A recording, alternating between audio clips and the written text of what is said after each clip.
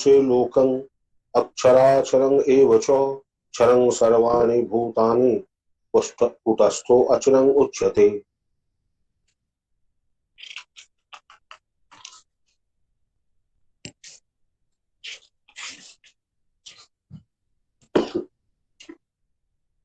दो पुरुष इस लोक में है, एक क्षर और दूसरा अक्षर। अन्य दृष्टि में आसक्ति पूर्वक जो रहते हैं उनका नाश होता है, और आत्मा में रहकर जो कूटस्थ में रहते हैं वह अक्षर अर्थात अविनाशी है। तन्निमिति जितने लोग हैं सब नाशवान है, केवल कूटस्थ में जो आठों पहर रहते हैं वही अविनाशी हैं, जिनकी स्थिति त्रिकुटी में है, जिसको कोई देख नहीं पाता। केवल गुरु वक्त्र गम्य है, गुरु के चक्षु के द्वारा देखा जाता है। क्षर और अक्षर पुरुष के संबंध में श्रीमद आचार्य शंकर ने जो कहा है उसका अनुवाद यहाँ देता हूँ। भगवान ईश्वर नारायण या परमात्मा एक होने पर जो नाना उपाधियों वाले हैं, आदिगत्य जो तेज अखिल जगत को भाषित करता है, इन श्लोकों के द्वारा संक्षिप्त रूप में उनकी विभूति का वर्णन किया गया है। क्षर और अक्षर इन विविध उपाधियों द्वारा प्रविभक्त सा प्रतीत होते हुए जो वस्तुतः निरुपाधिक ब्रह्म है, उसके प्रकृत स्वरूप के निर्धारण के लिए परवर्ती श्लोकों का आरंभ किया जा रहा है। पूर्ववर्ती अध्याय में जो कुछ कहा गया है उनसे स्पष्ट होता है कि पुरुष दो प्रकार के, एक क्षर जो क्षरित होते हुए अर्थात विनाश को प्राप्त होते हैं, दूसरे हैं अक्षर। अक्षर क्षर राशि से विपरीत पुरुष है, यही भगवान की माया शक्ति है। यह अक्षर नर क्षर नामक पुरुष की उत्पत्ति के लिए बीज स्थानीय कारण है। संसार जीवों का तथा संस्कार समूह का यही एकमात्र आश्रय है। वह क्षर अक्षर क्या है यह भगवान स्वयं बतला रहे हैं। क्षर शब्द का अर्थ सर्वभूत अर्थात समस्त विकार समूह है। जो कूटस्थ पुरुष है वही अक्षर शब्द का प्रतिपाद्य अर्थ है। कूटस्थ शब्द का अर्थ इस प्रकार है, कूट माने राशि, जो राशि के समान अपरिवर्तनशील होकर अवस्थित है वही कूटस्थ कहलाता है।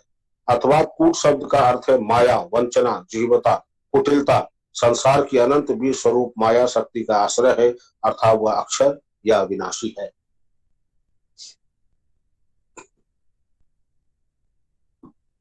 रामाय रामचंद्राय रामभद्राय वेदिसे रघुनाथाय नाथाय सीताय पतये नमः। कल्पवृक्षाणां विनाशं सकलापदाम् अविरामस्य लोकानां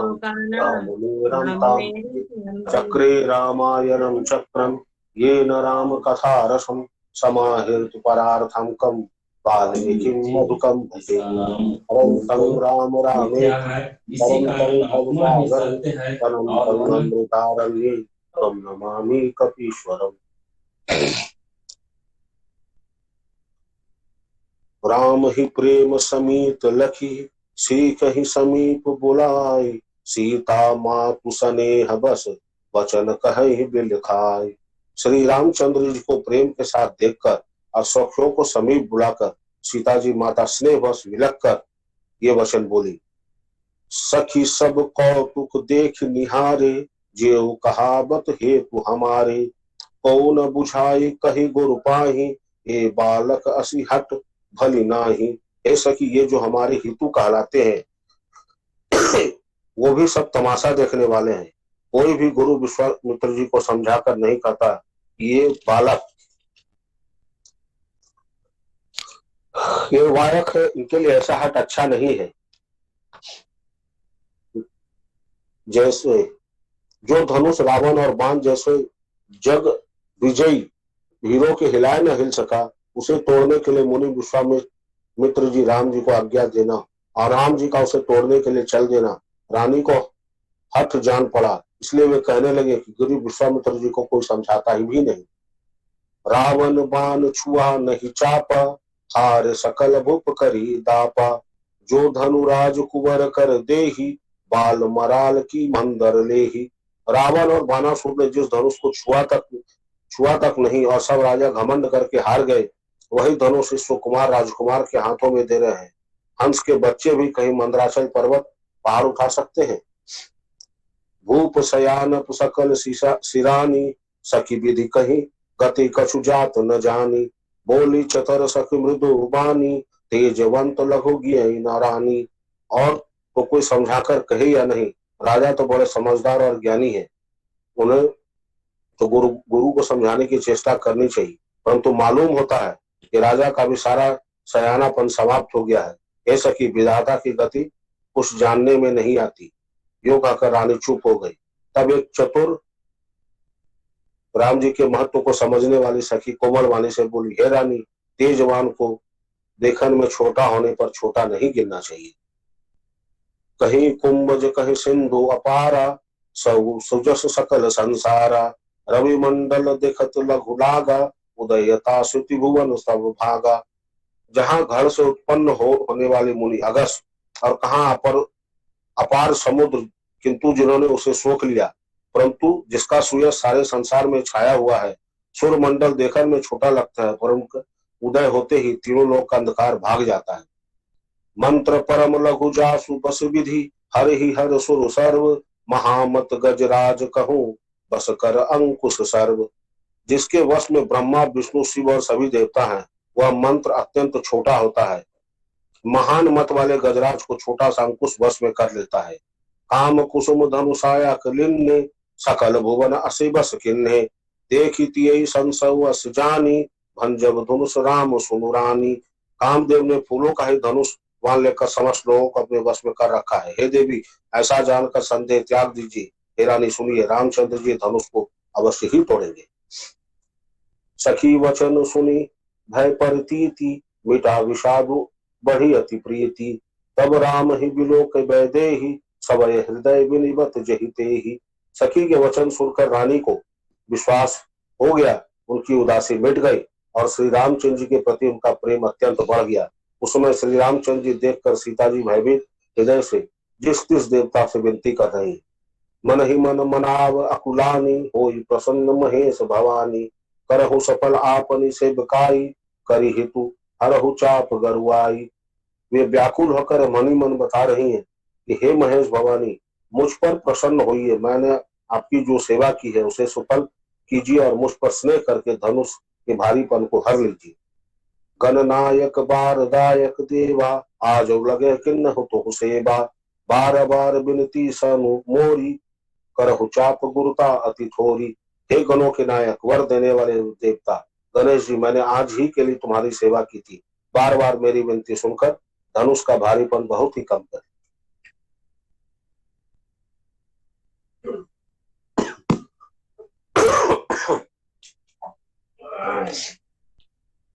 लागे पकारन पाय पंकज, प्रेम तन पुल का बलि, नव नगर कान निशान जय धुन, उमग जनु दहु दिशि चली, जे पद सरोज मनो ज अरि उर सर सदैव विराजहि, जे सुकृत सुमिरत विमलता मन, सकल कलि मन भाजहि, जे परसि मुनि बनिता दहि, गति रही जो पातक मई, मकुरंदु जिनको शंभु सिर सुचिता, अवधि सुर पर नहीं, करु मधप मन मुनि जोगी जन जय, से अभिमत गति लहे, ते पद पखारत भाग्य भाजन, जनक जय जय सब कहे। जैसे पानी गिरता हूँ।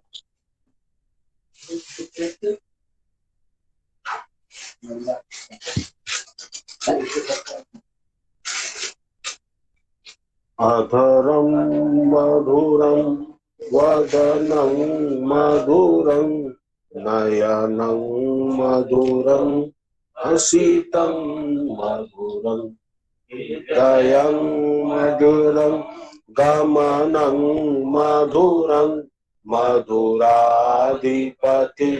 रखिलं, वचनं मधुरं चरितं मधुरं, वसनं मधुरं ललितं मधुरं, चलितं मधुरं भ्रमितं मधुरं, मधुराधिपति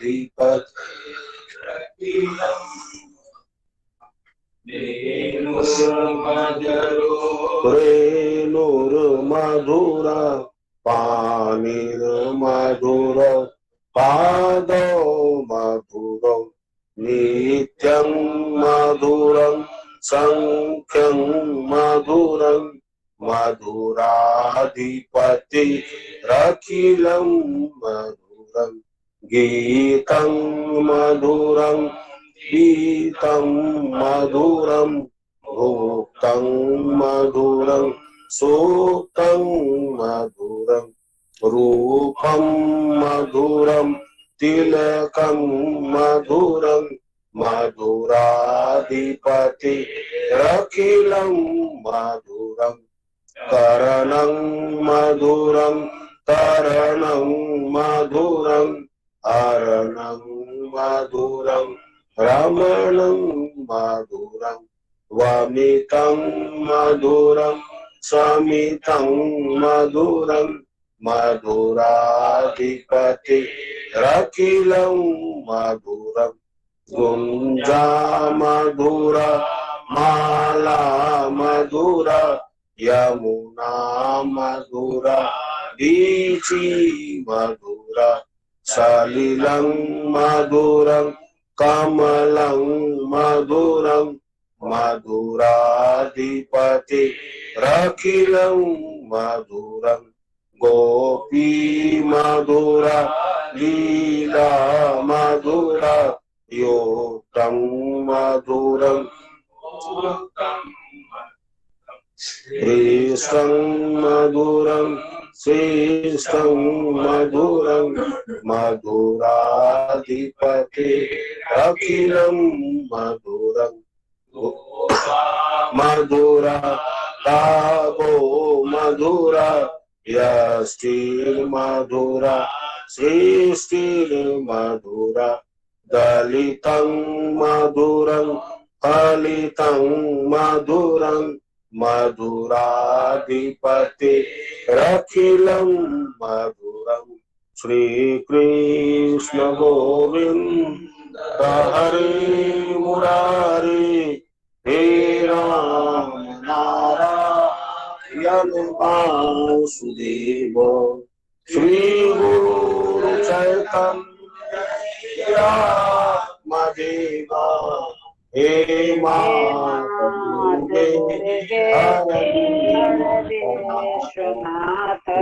कृष्ण गोविंद हरे मुरारे हे राम नारायण वासुदेव श्री गुरु चैतन्य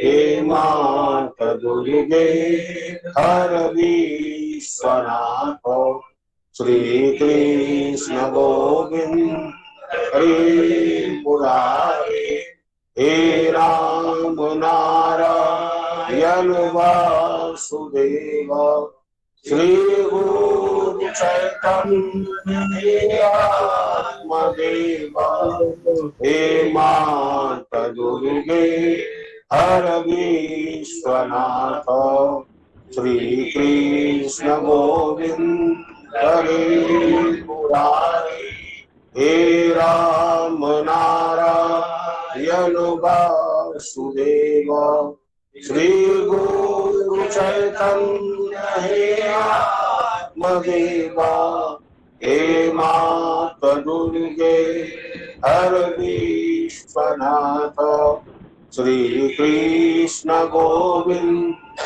हरे मुरारी हे राम नारायण वासुदेव श्री गुरु चैतन्य आत्मदेव हे मात दुर्गे हर विश्वनाथ पुण्य श्लोको नरो राजा पुण्य श्लोको युधिष्ठिरः पुण्य श्लोका च वैदेही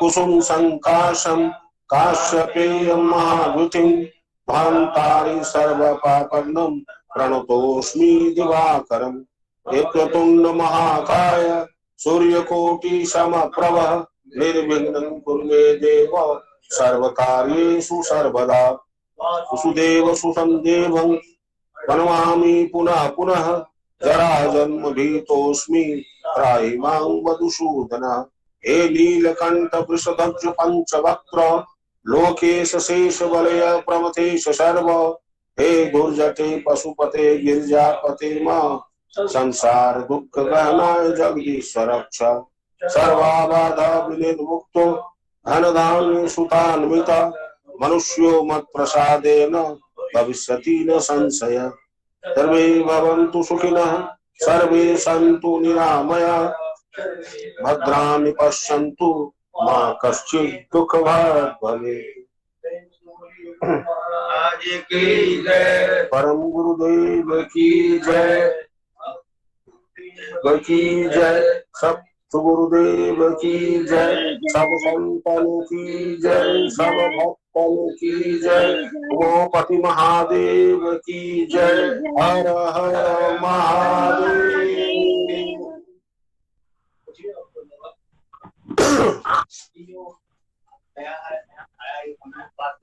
अच्छा मैं इसको कॉपी करवाया छोटा सा, फिर बाबा इंतजार कर रहे हैं आप लोग के लिए। बाबा कल याद करती थी, बहुत आ रहा था। एक संत थे, उनके पास एक पीतल का लोटा था। उस लोटे को रोज मांजते थे प्रतिदिन, और उनका शिष्य भी देखता था, जो 10-20 शिष्य थे, रोज देखता था। कहते कि गुरुजी लोटा तो रोज साफ रहता, आप क्यों साफ करते? गुरुजी बोले क्या करें, अभी एक बार महीने में एक आध बार कर लीजिए, ठीक, छोड़ दिया। 1 महीने के बाद शिष्य को दिया लोटा साफ करने, अब वो रगड़े तो उसमें वो चमक ही नहीं है। बोले कि चमक आई? नहीं गुरुजी नहीं आई। लेकिन बेटा यही मैं कहना चाहता हूँ कि हमारा मन भी इस लोटे की तरह है, अगर इसको रोज साफ नहीं करोगे तो गंदगी इतना ज्यादा बैठ जाएगा कि फिर निकालते निकालते जन्म बीत जाएगा, निकलेगा। तो आप क्या हैं ये महत्वपूर्ण नहीं, क्या थे ये महत्वपूर्ण है, आप क्या हैं ये महत्वपूर्ण। आप ऊपर से कैसा भी रहे, मन तो साफ होना चाहिए। साधु संत कौन से साबुन से नहाते हैं, कौन से शैम्पू से नहाते, पर उनका मन निर्मल होता है, वो मन की सफाई करते हैं। जब किसान लोग खेती करते हैं तो बीच बीच में खेत में निमाई करनी पड़ती है, अगर नहीं करेंगे तो घास फूस निकल जाएगा। ये जो हम लोग के मंदिर में गंदगी भरा है ना, ये वही घास फूस है। इसको हम लोगों ने खाद बीज डाला है कि भैया तुम बढ़ो, तभी ये बढ़ा है। सबका तो ऐसा नहीं होता, हर इंसान बुरा तो नहीं होता, लेकिन हम लोगों ने मौका दिया है, प्रश्रय दिया है कि भैया आओ, तुम मेरे मन में जगह बनो। ऐसे लोगों के बीच में रहते हैं जो सिर्फ शिकायत ही करते हैं, तो गलती मेरी है, दोष दुनिया को देते हैं। हम लोग क्या कर रहे हैं, जो मुझे करना चाहिए वो ड्यूटी हो रही है या नहीं। महत्वपूर्ण ये नहीं है कि समाज कैसा है, महत्वपूर्ण ये है कि हम उनको कैसे हैंडल करते हैं। जो लोग हैं आपके घर में को आया, अच्छे भी होंगे, बुरे भी होंगे, बहुत बदमाश भी होंगे, संत भी होंगे, तो आप उनके साथ कैसा व्यवहार करते हैं, ये महत्वपूर्ण है। अगर आप सबके साथ सम हैं तो ये जान लीजिए कि शिकायती व्यक्ति भी आपके पास शिकायत नहीं कर सकता। आपके पास उन्हीं लोगों की बैठकी होगी जो आपके विचारधारा के होंगे या जिनकी सोच सकारात्मक हो किसी भी दृष्टिकोण से। तो मेरी आप सबसे इतनी विनती है कि मन रूपी लोटे को साफ करते रहिए। उपाय जो है, साधन है, कीजिएगा नहीं तो मिलेगा नहीं, सीधी सी बात है, करना पड़ेगा। खेत की निमाई करनी पड़ेगी और मन की कुड़ाई करनी। किताबें बहुत हैं, वेद पुराण भरी पड़ी है, गुरुजी तो रोज ही कह रहे हैं, लेकिन असर कहाँ होता है? असर होगा भी नहीं, क्योंकि हम लोग करते नहीं। जब तक करेंगे नहीं असर होगा नहीं, पढ़ेंगे नहीं तो पास होंगे नहीं। किताबें तो हैं, किताबें तो भरी पड़ी है, दुकान में है, घरों में, लेकिन उसका उपयोग क्या है? हम लोग पढ़ते कितना है, और उससे भी बड़ी बात है उसको पढ़ने के बाद जीवन में गढ़ते कितना है, इम्पोर्टेंट ये है। तो मेरी आप सबसे आज की विनती यही है कि ये ऑनलाइन होने से सब लोग बाबा से मिल पा रहे हैं, देख पा रहे हैं, सुन पा रहे हैं। इन्होंने जो 40 साल 50 साल इस जीवन में लगा दिए, पूरा जीवन संघ के पीछे लगा दिया। ये पौधा था, वट वृक्ष बन गया, और उसको इस वट वृक्ष को सहेजने का काम तो हम लोग, और इसमें विश्वास रूपी जल, श्रद्धा रूपी मन और साधन रूपी कर्म यदि डाल दिया जाए तो ये चलता रहेगा और आने वाली पीढ़ी इसका फायदा लेगी, क्योंकि हम लोग नहीं जानते कि आने वाला समय कितना विकट आने वाला है। अभी जो दौर चल रहा है, किसी ने कभी सोचा था कि यह दौर भी आएगा कि आदमी आदमी से डरेगा?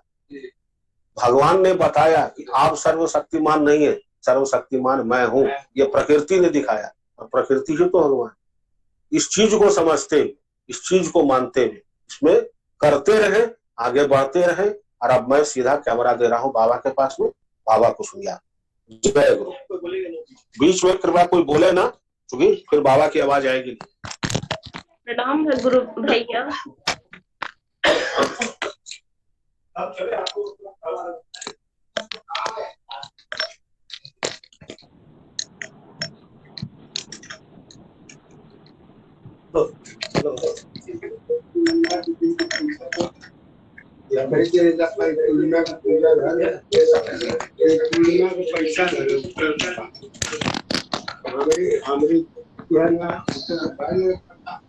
सब पैसा हम जब चले 4 साल मथुरा से फिर प्रणाम बाबा।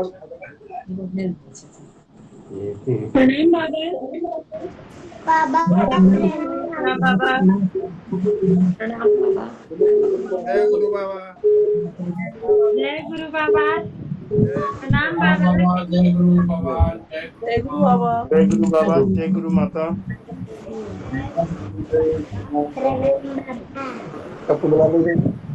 प्रणाम बाबा। बुला सकते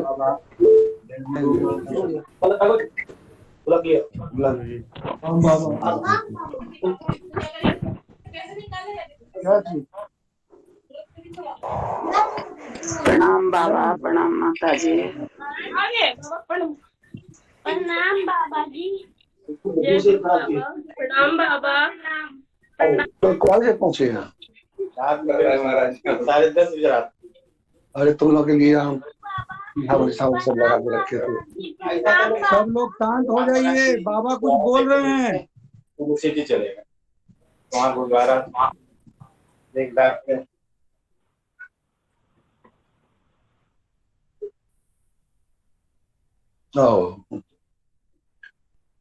कल दिन भर हम लोग चर्चा करते रहे कि थाना गद्दी कराकर से लोग आएंगे तो इन लोगों को भोजन, इन लोगों को रहने का, सोने का व्यवस्था हो। तो बोले क्या बीच में कोई नहीं बोलिएगा। सबको जय गुरु।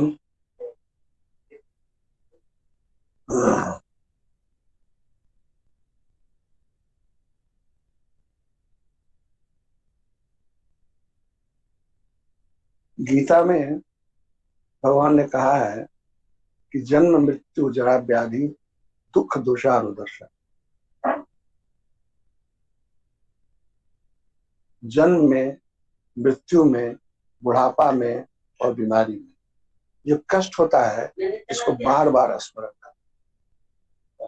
जैसे ठोकर लगता है तो हम संभल के चलते हैं, उसी तरह से जब दुख का अनुभव होता है तो हमको लगता है ना क्या किए थे ये हुआ, कुछ तो किए थे, तो आज कम से कम ठीक से चले, जो कर चुके सो कर चुके, आज कम से कम ठीक से चले। और तब हम छटपटा के गुरु के पास, संत के पास जाते हैं। संत कहते नहीं तुम तो अच्छा नहीं, तुम क्यों घबराते हो, बस तुम अपने सोच को बदलो। धन संपत्ति तुम्हें जो भाग में हो मिलेगा, तुम नहीं कोशिश करोगे तब भी मिलेगा, लेकिन जो तुम्हारे भाग्य में है वो तब तक नहीं मिलेगा जब तक कि तुम उसके लिए प्रयास नहीं। आप लोग किसान आदमी है, व्यापारी है, अगर मेहनत नहीं कीजिएगा तो कुछ, मेहनत कीजिएगा तभी तो पैसा है। ठीक उसी तरह से भगवान का नाम इस सारे दुखों से परित्राण पाने का एक उपाय है। आप प्रश्न करेंगे कि आप तो दिन रात भगवान का नाम लिए, सबको नाम देने के लिए प्रेरित किए, कितना जगह संग किए, आपको क्यों कष्ट हो? तो इसका उत्तर ये है, एक संत थे, जब उनका चलती था, अच्छे दिन थे, तो हजारों हजार उनके शिष्य थे, लोग एकदम कारपेट बिछा के रखते थे उनके लिए, फूल से लाद देते थे, नहाते थे। संत भी पूछते थे कि हम बड़ा ज्ञानी आदमी है। समय तो सबका एक दिन रहता नहीं, एक दिन वृद्ध हो गए। वृद्ध हो गए तो एक रूम में संत रहते थे, एक रूम में उनके चेला वाला। तो जब उनको जरूरत होता था तो आवाज देते थे, तो लोग आते थे।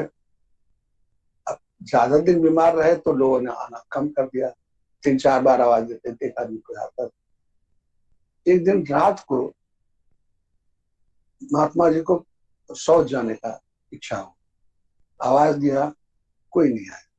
एक छोटा बालक आया, बोला महात्मा जी चलिए, मैं आपको शौच करा के लाता।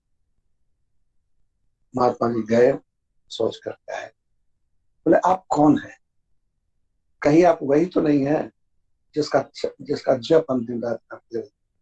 बोले आपने ठीक समझा। कहा हे प्रभु, अगर आप हमको शौच करा सकते हैं तो हमको मुक्त कर दीजिए। अब दर्द सहन नहीं होता है। उसने कहा कि हम मुक्त तो कर दें, लेकिन ये फिर आपको अगला जन्म में भोग, तो अच्छा है इसी जन्म में भोग लीजिए, क्योंकि कोई आदमी अपने कर्म फल से नहीं बच सकता। कर्म फल जो है वो आपके साथ साथ चलता है, खड़ा रहेगा तो खड़ा रहेगा, बैठेगा तो बैठेगा, सोएगा सोएगा। वो आपका पीछा तब तक नहीं छोड़ेगा जब तक कि वो उसका फल नहीं भोगा। तो अगले आप जो सेवा के लिए, कल का हम जो सेवा के लिए आए, या आपका शिष्य लोग भी आता है, ये भगवान की कृपा है। और आप जो भोग रहे हैं ये आपका प्राप्त। और घबराते क्यों? ये तो सबको हुआ है। इस अवस्था में भीष्म पितामह, जिसको इच्छा मृत्यु का वरदान था, वो भी 6 महीना सर सज्जा पर पड़े। वो चाहते तो कभी शरीर छोड़ सकते, उनको तो मृत्यु पर अधिकार था। श्यामाचरण लाहिड़ी को कार्बंकर हो गया, रामकृष्ण परमहंस को कैंसर हो गया, सन्याल बाबा को कब्ज से पीड़ित थे।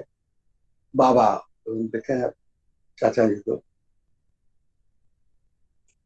तो इनको पैरालिसिस मार दिया, बोली बंद हो गई। तो ये मृत्यु पूर्व कष्ट होता है तो कष्ट होगा तो पीड़ा देगा, बस उसमें भी भगवान को याद कर, ये हो जाएगा खत्म। फिर अगला जन्म जो आपका होगा उसमें आप निर्मल रहिए। तो वही दौर से ये हमको क्या, सबको गुजरना पड़ता है।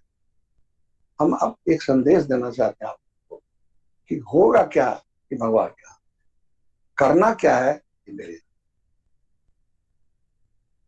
हम जवान होंगे होंगे नहीं होंगे ये सब भगवान के हाथ में, पैसा होगा नहीं होगा, लेकिन हमको करना है कि मेरे। तो हम रोज साधन करें, रोज भगवान से प्रार्थना करें। आप लोग इतना दूर से आए हमको देखने के लिए, जहां है वही रह के भगवान सबका सुनते हैं, आपका भी सुने। वही हमारे स्वास्थ्य के लिए भगवान से प्रार्थना की।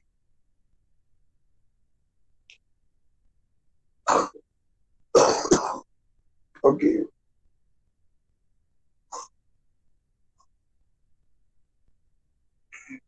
एक बार वो सुबह में अजान देता है मुसलमान लोग, चिल्लाता है खूब।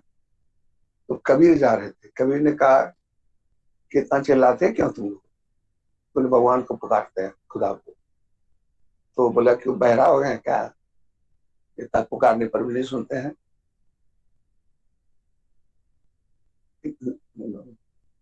चढ़ी, तुम इतना जो दान दे रहे हो, क्या बहरो भयो खुदा है? चींटी के पर नूपुर बाजे वो भी साहिब सुनता है। एक चींटी चलता है उसका पश्चात भी भगवान को सुनाई देता है। तुम्हारे मन में क्या है वो सब जानते हैं, सब देख रहे हैं, इसलिए उनको अंतर्यामी कहा गया। तो सबसे पहला मेरा संदेश है कि रोज साधन कीजिए, रोज। इन्हें कहा कि कल भूल गए परसों नहीं, हम करेंगे तब खाएं। इनके पिताजी सुरसेन जी, हम गए हैं उनके टाइम में, थाना गद्दी भी गए हैं, परम गुरु भक्त थे संध्या बाबा के, और उसी का संस्कार इन लोगों में भी है। हम लोग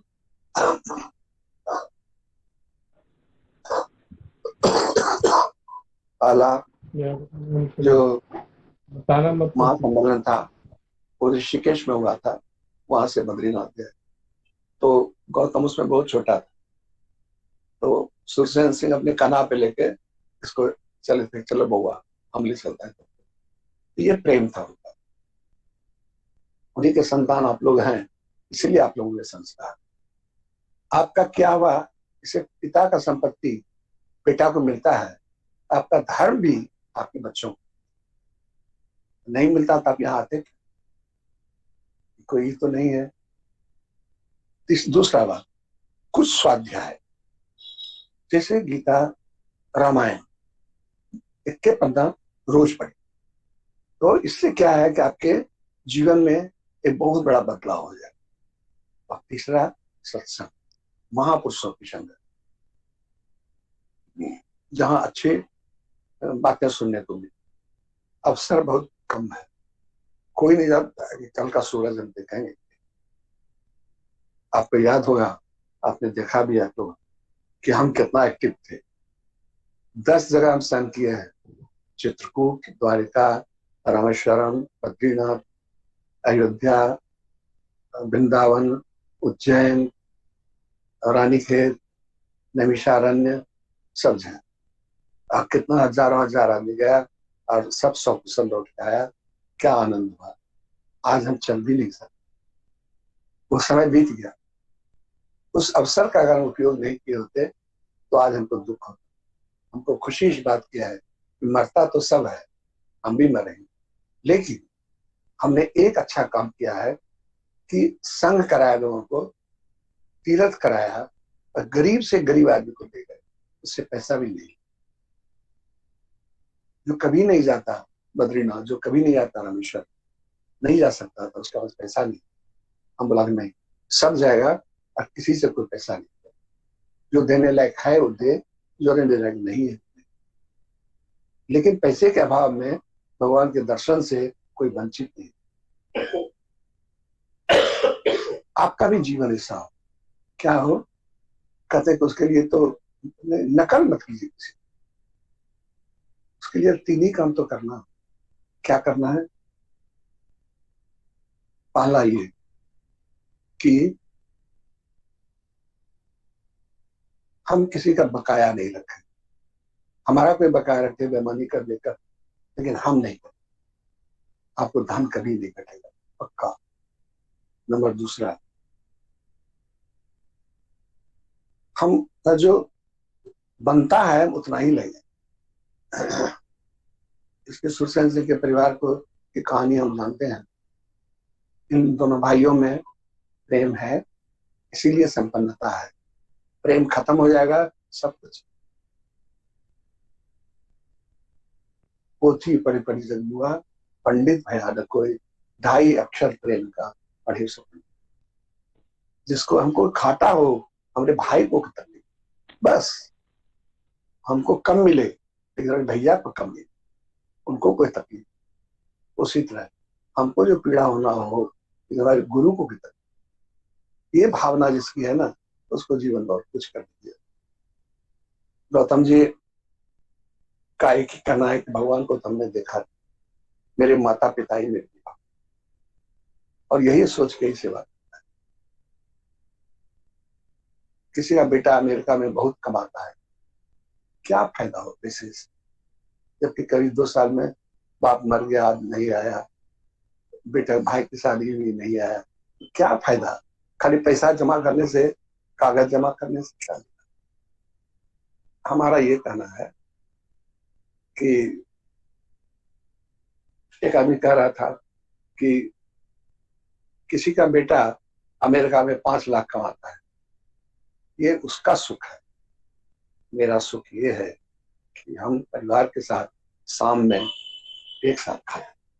हमारा बेटा कम कमाता है, लेकिन हमारा सुख ये है कि हम परिवार के साथ खाते हैं। सिंह जी, परस्पर प्रेम होना तो सूखी रोटी में भी अमृत है, और जहां द्वेष हो, ईर्ष्या हो, वहां उड़िया लुआवे कुछ नहीं। जहां सुमति वहां संपत्ति नाना, जहां खुमति वहां विपत्ति नहीं। पैसा कमाने के लिए हम लोग कितना तरीका करते हैं, चोरी डकैती बेईमानी सब कुछ करते हैं। हम कहते हैं कुछ मत, बस एक काम, क्या? धर्म के रास्ते पर चले। देखो, जिसका जो बनता है वो दे, किसी का बकाया मत रखो। कौरव और पांडव 2 भाई थे, कानून के अनुसार तो आधा इसका होना चाहिए, लेकिन दुर्योधन ने कहा कि सुई के नोक के बराबर भी हम जमीन नहीं देंगे। अब ये बदमाशी का कोई हिसाब है, परिणाम क्या हुआ? कुल सहित चले गए। वही जिसका जो बनता है उसका जो, थोड़ा अगर 100 रुपया बनता है 100 रुपया भी आप क्यों लेंगे? नहीं रखिए नहीं, आपका जो बनता है आप खुशी से दे दीजिएगा। दूसरा बात, तो हमारा ये है कि रोज साधन करो, सात्विक और धर्मयुक्त जीवन, देना सीखो। बिना दिए जीवन में कुछ नहीं। पृथ्वी को हम बीज देते हैं तब पृथ्वी फसल,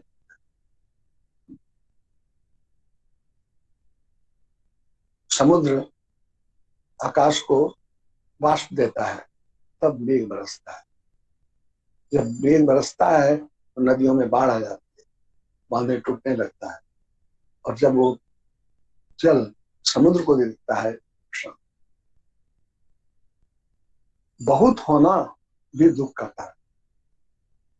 तुम लोगों को बड़ा महल देख के, अरबपति देख के लगता होगा कितना पैसा होता है, उसका जीवन बहुत दुखी है, कभी चैन से सो नहीं सकता, वो दिन रात उसी बारे में सोचता है।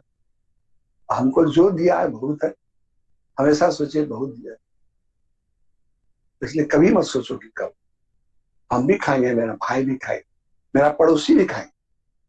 हमारे पड़ोस में भी कोई अगर पता चला कि इसके यहाँ कुछ कमी है, तुरंत वो लौटाएगा नहीं लौटाएगा कोई चिंता नहीं, भगवान धन्यवाद। जो दाता है उसके यहाँ 2 चीज होता है, एक तो उसको देने के लिए पैसा देना पड़ता है, दूसरा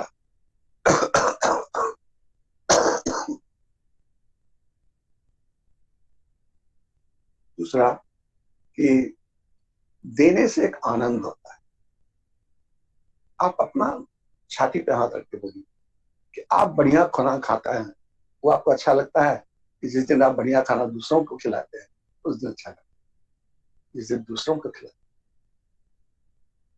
इसीलिए कहा गया है कि बढ़िया खाना अकेले नहीं खाना चाहिए, किसी को बुला ले, तुम भी खा भैया, हम भी खा, इससे धन कभी खाए। तो रोज साधन करें, हम भी सुखी रहें, सब सुखी। हम कम ले लेंगे लेकिन दूसरे का हिस्सा नहीं। तीसरा कि हम भी सुखी रहे, मेरा भाई भी सुखी रहे, मेरे गुरु भी सुखी। तो लोग देखने के लिए हमको पूरा हृदय एकदम रोने लगा कि कितना प्रेम है गुरु। ये प्रेम जिसके भीतर में है उसको और कुछ संपत्ति की जरूरत है, तो सबसे बड़ा धन्यवाद। और तीसरा, महापुरुषों रोज स्वाध्याय कुछ पढ़ना।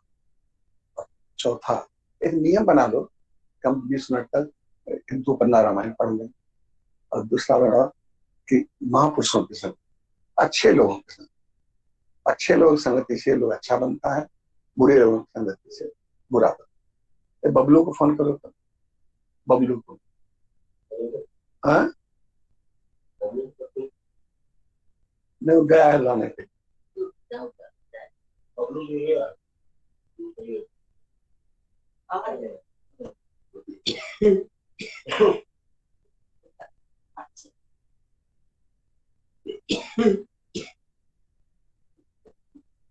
बाड़ू सिंह आए थे अगला सप्ताह, तो बोले थे कि आप लोग आ रहे हैं।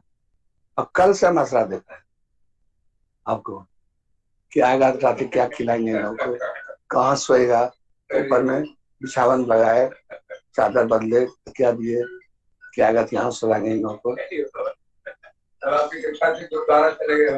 नहीं अच्छा किए, लेकिन गलती क्या हुआ, तुम 8 बजे के बाद आए। हाँ सब ठीक है, लेकिन समय बहुत कीमती है।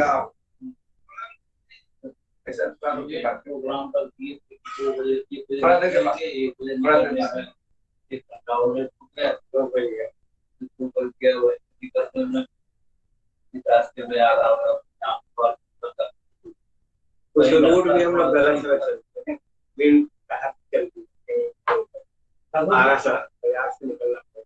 नेहरू जी कहते थे, I don't believe in explanation, I believe in work done. Explanation सुन के हम क्या करें, तुमको 8 बजे आना था तो 8 बजे आओ, क्योंकि हम कितना पाबंद हैं, हम तो संघ की है सब जगह। 8 बजे शुरू होना है तो 8 बजे शुरू, क्योंकि समय को जिसने पकड़ लिया उसने भगवान को पकड़, मैं ही समय।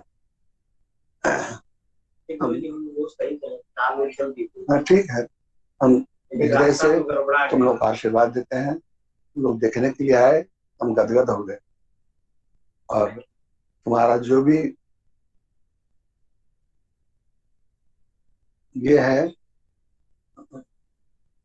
जो बताए, रोज साधन करो, रोज स्वाध्याय करो, दूसरों को सुख देने की प्रवृत्ति रखो।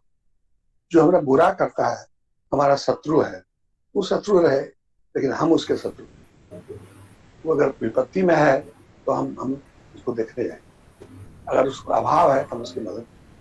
उसने किया था नहीं किया था सब याद रखने की मदद के जानता है, ये समय फिर आ भी गया। जहाँ महात्मा गांधी का जन्म हुआ है वहां लिखा है, श्वास श्वास में राम कहो, वृथा श्वास नहीं आए, के जाने ये श्वास पे लौट के आए।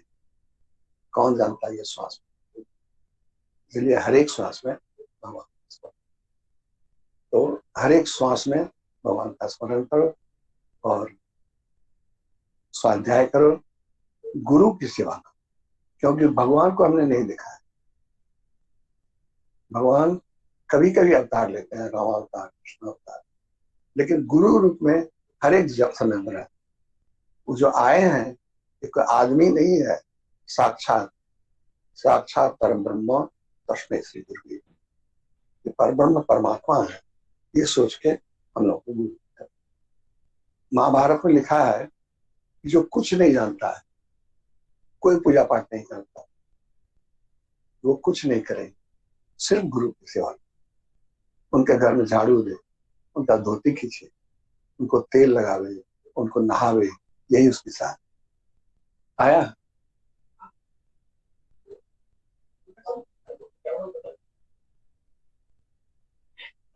गुरु की सेवा कर। जब देखो, जब ये हो जाता है तो हम लोग गुरु पूर्णिमा मनाते हैं, तो गुरु का फोटो ही करते हैं, तो उस फोटो में ही भगवान है, क्योंकि सब कुछ तो मेरे भावना में है।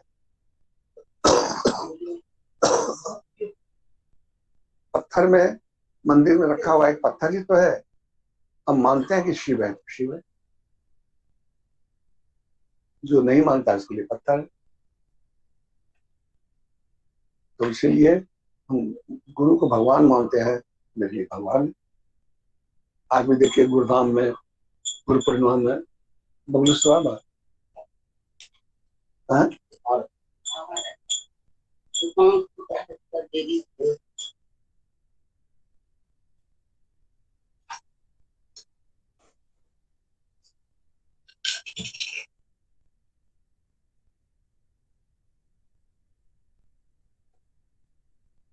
आप कुछ बोलते बोले थम गया। नहीं कुछ बोल।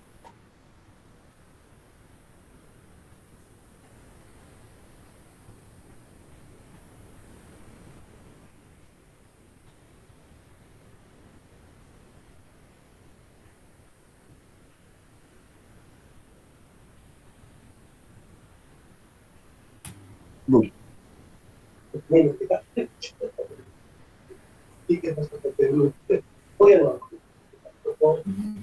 नहीं बोलेंगे।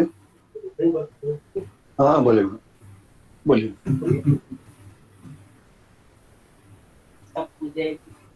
इसको लगा दो। उनको करते हैं आ जाएगा कि कुछ बोलो। हमको लगता है कि दुख देखते देखते हम सब भूल गए। कष्ट का अंत नहीं, एक जाता नहीं है दूसरा आता है, दूसरा जाता नहीं है तीसरा आता है। कभी गौतम जी को कभी भगवान ही हमको शक्ति देते हैं जो सब हम संभाल पाते हैं। लेकिन एक बात है, कभी हमारे मन में ये नहीं होता है कि क्या थे क्या हो गए। सुख तो हम इन्हीं के साथ भोगे हैं, और दुख है वैसे इन्हीं के साथ। इसके लिए हमको दुख नहीं मिलता है कि हमको अभी इतना कष्ट है, हम कहीं जा नहीं पाते हैं, काम नहीं कर पाते हैं। ये सब सारा सुख तो हम इन्हीं के साथ भोगे। आप लोगों को तकलीफ भी दिए इन्हीं के साथ और असस्थित हो गए। आप लोग साधन करते हैं, सबका बाबा की हम जानते हैं। इस पूरा भारतवर्ष में कहीं कुछ कहीं कुछ, कहीं हनुमान चालीसा का पाठ हुआ, 21 दिन 108 हुआ, कहीं साधन हुआ। अभी तक लोग कुछ न कुछ कर रहे हैं और हम सबको नमन करते हैं। आप इतना संभालना है, इतना दुख है, तभी तो कर पाते हैं। हमको लगता है कि हम कुछ नहीं कर पाते हैं, लेकिन हम आप लोग को, आप लोग की जो कर रही हैं उसी को हम नमन करते। हम क्या करें, जो हम मन पड़ता है सो तो हम करते हैं, लेकिन समय का बहुत ज्यादा अभाव है, दिन रात करना पड़ता है। इसी तरह से स्वस्थ हो जाए बस एक ही कामना है। स्वस्थ हो जाएंगे तो सकता है एक बार आप लोग को देखने का बहुत मन करता है, मिलने का बहुत मन करता है। स्वस्थ हो जाएंगे तो एक बार हम आएंगे, हम सबको बुलाएंगे, बुला के सबसे मिलना हो जाएगा, सब मिलकर साधन करेंगे भजन। अगर हमको थोड़ा सा ठीक हो गया, थोड़ा सा भी गुरुधाम जाने लायक हम हो गए, तो हम गुरुधाम जाएंगे और सबको बुलाएंगे। तुम लोगों को आना पड़ेगा, क्योंकि हम अपने गुरु भाई लोग को देखना चाहते हैं। ये तो मेरा अपना भाईवान है, अपना भाई से ज्यादा है तुम्हें, इसलिए हम सबको देखना चाहते हैं और गुरुधाम का दर्शन तुम लोगों का। तो इसीलिए